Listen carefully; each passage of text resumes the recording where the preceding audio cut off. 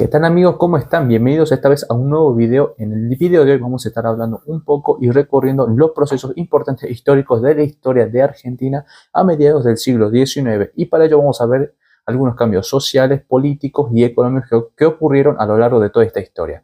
Y para ello vamos a hablar fundamentalmente desde, digamos, el proceso, digamos, de independencia, la Revolución de Mayo, algunos que otros datos tirando por ahí, teniendo en cuenta los procesos también de independencia, las guerras civiles y también en cuenta unos cuantos otros datos sobre santos, expediciones, personajes, etcétera, etcétera. Y todo esto con unos pocos minutos que tenemos, así que sin nada más, siéntense, pónganse cómodos y arranquemos con esto. Bueno, y para comenzar así con este periodo, vamos a arrancar primero desde la principalmente periodo conocido como el periodo colonial o Argentina colonial en aquel momento. Para este punto hay que entender que el territorio argentino actual se dividía en dos virreinatos. Por un lado teníamos al virreinato del Alto Perú y por el otro también teníamos el virreinato del Río de la Plata. Esto a partir del año 1776. Ahora muy bien, vamos a arrancar económicamente cómo estaba basada el territorio argentino en aquel tiempo. Primero y principal tenemos que entender que se sostenía bajo la economía ganadera del Río de la Plata, del Virreinato del Río de la Plata, y por el otro también dependía de la economía minera provenientes del Alto Perú. ¿Se entendió hasta acá? Muy bien. Ahora vamos a hablar socialmente cómo estaba dividido el territorio colonial en aquel momento. Para esto vamos a establecer una pirámide, digamos, dividida en tres secciones. Por encima estaban los peninsulares, es decir, digamos, españoles nacidos en Europa y que se habían instalado oficialmente ya en suelo americano. Seguido de ello también teníamos especialmente a los criollos, es decir, españoles, digamos, nacidos ya oficialmente en suelo americano. Y vamos ya por debajo de la pirámide, la sección más baja de la escala social, que estaban, en este caso, los indígenas, los nativos provenientes acá del suelo americano. También tenemos a los criollos, fruto, digamos, de las relaciones entre estos mismos indígenas con los mismos españoles. Y también, por último, teníamos a los afrodescendientes, también fruto de las relaciones entre estos indígenas o estos españoles junto con los africanos provenientes del continente africano también. Ahora, muy bien, ¿cómo estaba administrativamente organizada este territorio, este suelo argentino de aquel tiempo? En este momento, digamos, la administración estaba duramente sostenida bajo un sistema de órdenes provenientes, digamos, toda de Europa, es decir, de España. Es decir, que a partir de ahí ellos designaban quién iban a tomar los cargos, las leyes, la administración, tanto económica y social, acá en América. Todas las órdenes venían de afuera. Hasta acá todo bien. Había una fuerte liderazgo, se mantuvo así durante siglos, pero hubo una serie de choques en aquel tiempo. A medida que pasaban los siglos, hubieron tensiones tanto sociales, económicas en el territorio que no solamente vendrían y afectarían directamente en América, sino que surgirían en Europa, ya mencionando por algún personaje de Napoleón Bonaparte en la corona y que vendría a repercutir acá en América, lo que daría paso posteriormente a lo que conocemos como los caminos o movimientos revolucionarios. Ahora sí, vamos a pasar a uno de los primeros pasos o uno de los primeros procesos en este camino hacia la revolución o los primeros pasos de la revolución, y para ello vamos a trasladarnos principalmente hacia 1808, especialmente en Europa. Pues para este punto, Napoleón Bonaparte ya comienza sus guerras napoleónicas y no solo eso, sino que también logra invadir España, derrotar al monarca y sobre todo poner en el trono a su hermano José Bonaparte, y en este sentido obviamente debilitando a Fernando VII, quien se encontraba en el trono. Pues esto trajo repercusiones no solamente a la corona española o a su territorio, sino también a las ciertas colonias que tenía a su poder. Obviamente también estamos hablando al territorio americano.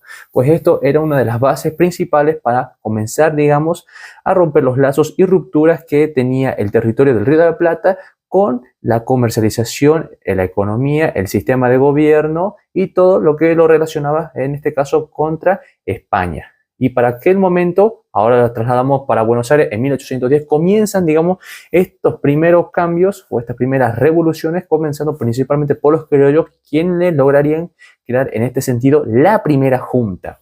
Todo ello compuesto principalmente por sus integrantes, todos criollos, con personajes emblemas. En este sentido, digamos, no fue un proceso fácil y rápido de independencia, sino que también, digamos, estamos hablando de algo que lideraría batallas, guerras civiles, etcétera, etcétera. Pues no fue la independencia directamente hablando, fue nada más que nada menos un proceso en el que se debatiría oficialmente desligar, digamos, el territorio del Río de la Plata con la comercialización, la legitimidad y esta vez, en este caso, de parte de ellos, reorganizar el poder. Esta vez completamente de una vista mucho más en criolla, americana, dejando de lado lo europeo. Pero para este proceso, digamos, era algo homogeneizado o muy homogéneo. ¿Qué quiere decir con esto? Pues que había, digamos, dos bandos. Por un lado, gente que apoyaba a la revolución, desligarse, y por el otro también teníamos a quienes querían seguir sosteniéndole y siendo fieles a la corona española. Bueno, ahora sí vamos a avanzar a un tema que nos compete, las guerras de independencia, estas famosas luchas y guerras internas de grado militar, quienes serían los primeros pasos en esta consolidación de la independencia de nuestro territorio argentino como lo conocemos actualmente. Y para esto ya nos vamos a pasar a 1816 en el Congreso de Tucumán, donde ya oficialmente se declararía formalmente la independencia de las Provincias Unidas del Río de la Plata del poderío español. Y para ello tenemos que mencionar a dos grandes figuras y emblemas que conocemos, como por un lado a José de San Martín y por otro a Manuel Belgrano. ¿Se entendió hasta acá?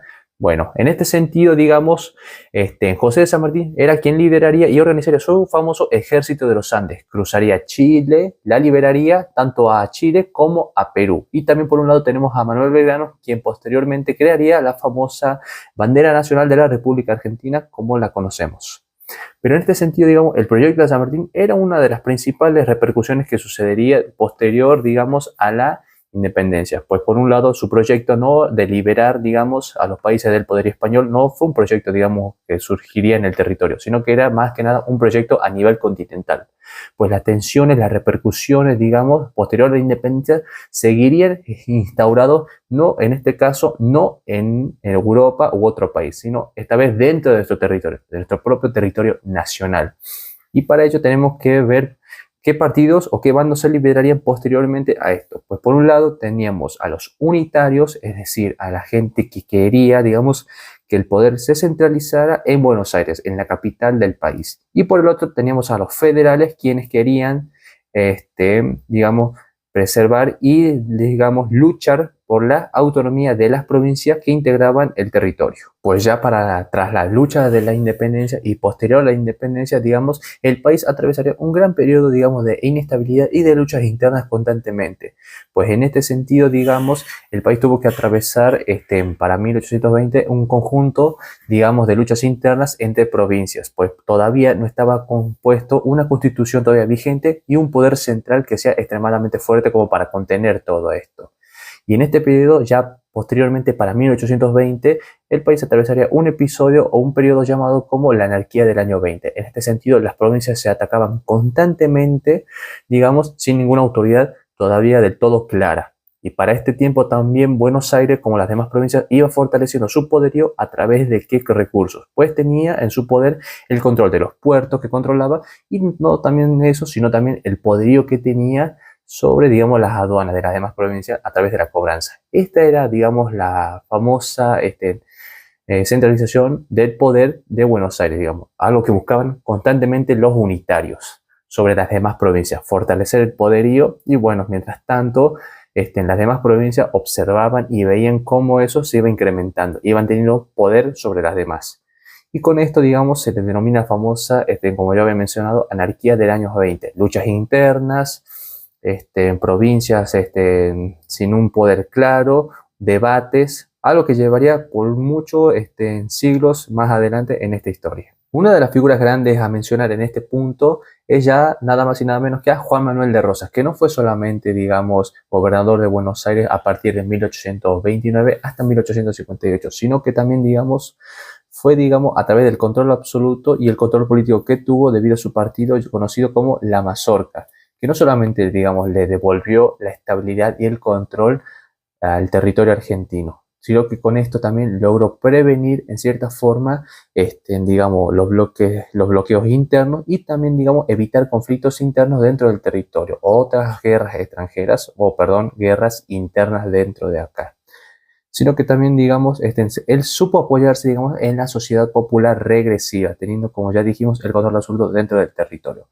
Pero si bien este poder, digamos, no duraría tanto en el poder, ya para 1852, donde liberaría su última batalla nuevamente entre unitarios y federales con otro personaje emblema conocido como José de Urquiza, esta vez miembro del Partido Federal, dando su última batalla en la batalla de Caseros. Ahora sí pasaremos finalmente hacia la Organización Nacional y después, una vez después del derrocamiento de Rosas, Urquiza convocaría por fin al Congreso Nacional en 1853, donde declararía oficialmente y finalmente la Constitución Nacional, esta vez estableciendo las bases jurídicas de un solo gobierno nacional argentino, estableciendo en este sentido la división de poderes, un sistema federal y sobre todo las garantías individuales.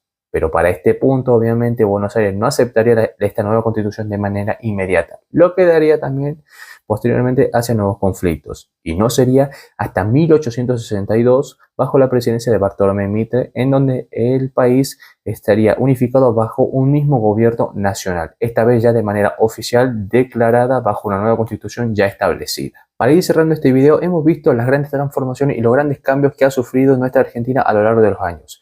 Y un gran complejo sistema, digamos, de enseñanzas que nos deja. Cómo pasaron de ser desde una colonia española, pasando por siglos de colonización, pasando también siglos y años, digamos, de partidos revolucionarios, los primeros pasos, guerra de independencia entre sus mismos partidarios, sus mismos miembros y miembros del territorio, hasta la complejísima tarea de lo que era unificar y sentar las bases de un país nacional como lo conocemos hoy en día.